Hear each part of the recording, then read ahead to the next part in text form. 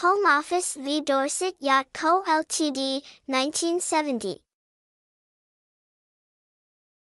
Some young offenders were doing some supervised work on Brownsea Island under the Borstal regime.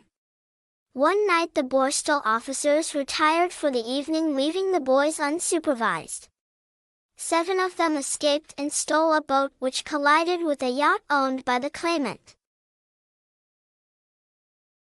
The Home Office owed a duty of care for their omission, as they were in a position of control over the third party who caused the damage, and it was foreseeable that harm would result from their inaction.